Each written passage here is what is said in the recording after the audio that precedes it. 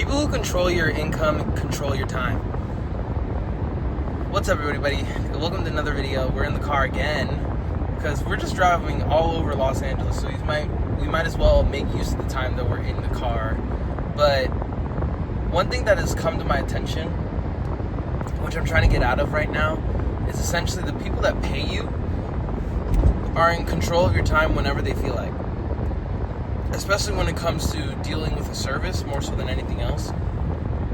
And maybe this video will give you some perspective as what you should be thinking about when developing a business going forward, especially if you have a service-based business. So the first thing is that a lot of people will take into consideration that, like, oh, if I do a good job, if I make sure that all of my customers are happy, then everything's going to be fine. Kind of like happy wife, happy life. But there couldn't be a more inaccurate statement on the planet than that. The reason being is because customers are always going to complain about something. You know, humans are innately good. Like most of humans out there, like it doesn't matter within business and real estate, it doesn't matter. Most humans are innately good. We all wince when we see a child get hurt. But when it comes to greed, humans are very, very greedy, and not necessarily with their money.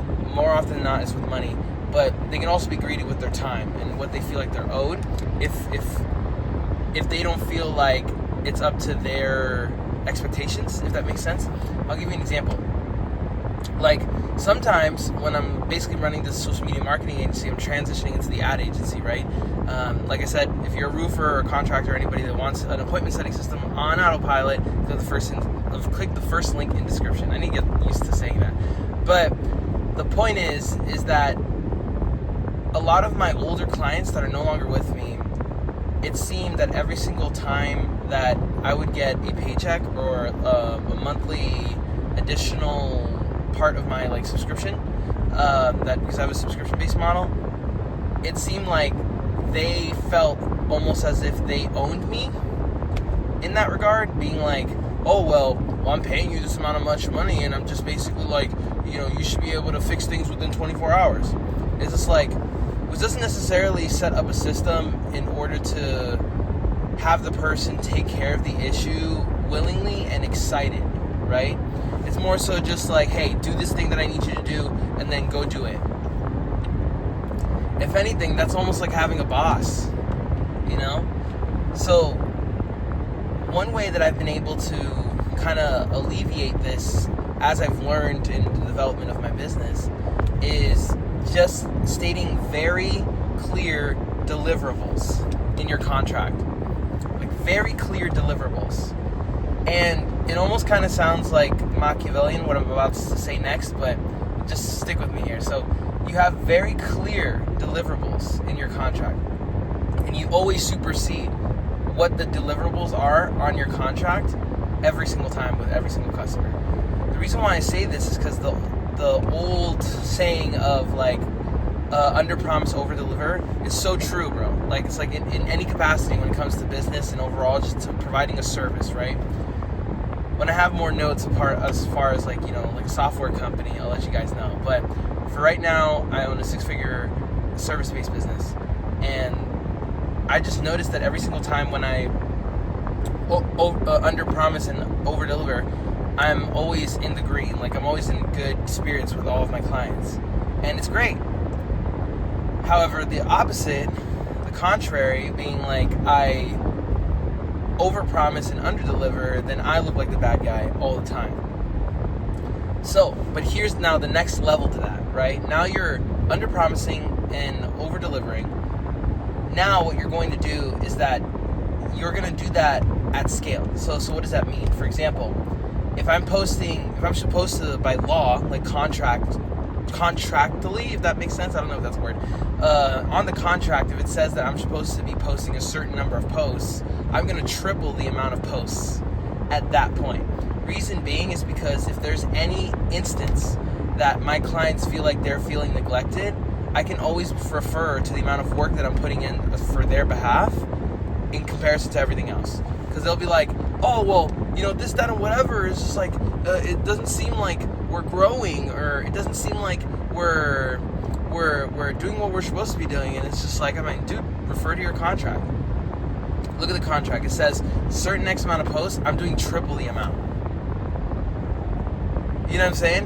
And then it'll always catch people. They'll be like, because it's more so not an evil way to get people or your clients to be always on their good side with you, but it's more so just making them feel as if they are in debt to you because of all the work that you're doing.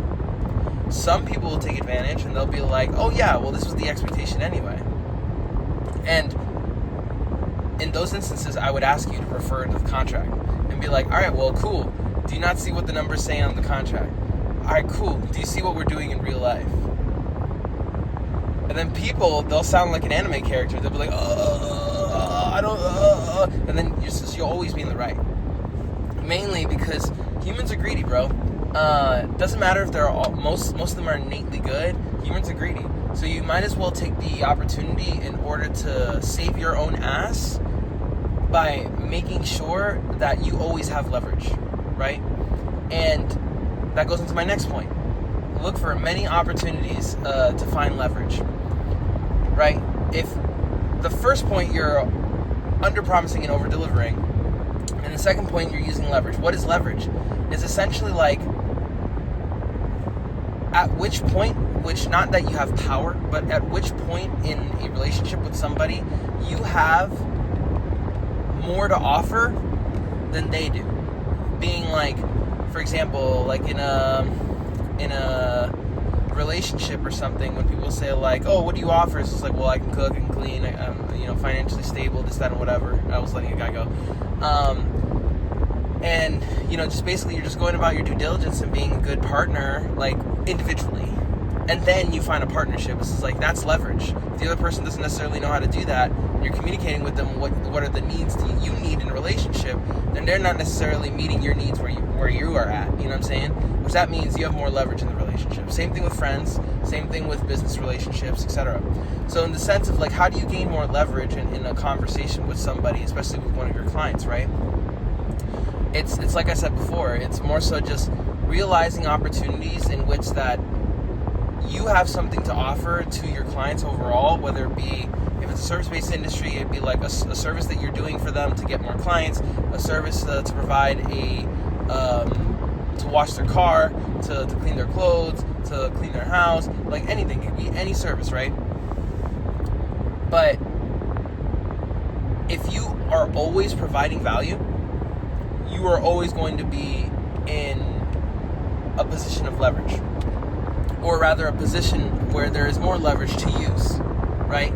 So I would go out of your own way to figure out how to provide more value, and I would also take into consideration why all these influencers like Alex Hormozi, Dan Martell, Patrick Bet-David, anybody who's pretty much in the business space, they always be talking about like providing value. And I didn't realize up until much later that providing value is a way, or the only way, in order to develop more leverage in a relationship when it comes to business. So that's the second thing. I would challenge you to look for more ways to provide value, so that way you can look for more ways to have more leverage.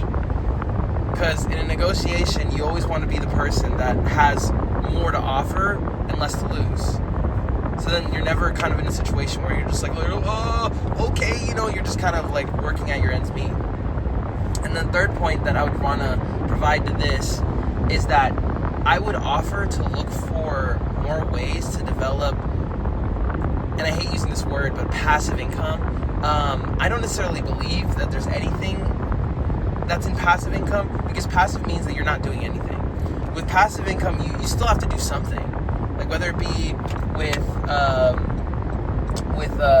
you're buying stuff on stocks, or whether it be you're just out here like buying crypto, real estate. It doesn't matter. Like you always have to do something in order to get something back. Like that, there's no way that you could just basically come into something and then just immediately start earning another additional income stream. Like unless you're part of a hedge fund or something, you don't have to do anything for the rest of your life. But I'm not that type of person. I'm very bootstrapped. Like my parents didn't necessarily give us everything, but they gave us everything that we needed, if that makes sense. You know? So if that means investing into assets that are within your general interest, like if you like real estate, then invest in real estate. If you like a crypto, figure out a way in which that you can get into crypto as soon as possible. If you like stocks and day trading, then do that sort of thing. I would say just look for avenues in which that you can develop passive income, or I guess semi-active income rather than passive income, that you could use at your own disclosure, so that way you can generate more income streams for you. For me, I definitely want to get into real estate, but not necessarily residential real estate, commercial real estate, because residential real estate is like, what am I going to do with a bunch of houses? Like, I'm just going to buy and hold? Nah, I'd rather do commercial real estate, so that way I can actually have more conversations with more business partners, because I'm in the marketing realm. And if I'm already giving them a space, I could also provide them a service. I could also provide them a space where they can do their content, make commercials, etc., etc., etc. That makes a lot more sense than just buying residential real estate. You know what I'm saying? So I would do that. Figure out what interests you the most, and figure out a way to get into the asset class that you want, so that way you can develop passive income streams, or at least semi-active, right? But yeah, don't let people be in control of your time and your money, because if they're in control of either one is a byproduct of the other, and therefore if they have control of at least one of them, they're always going to be your boss, and you're always going to have to listen to them. And I don't know about you, but that's not freedom. But if you like this video, make sure to like and subscribe, because I put videos out like this every single week and you don't want to miss them.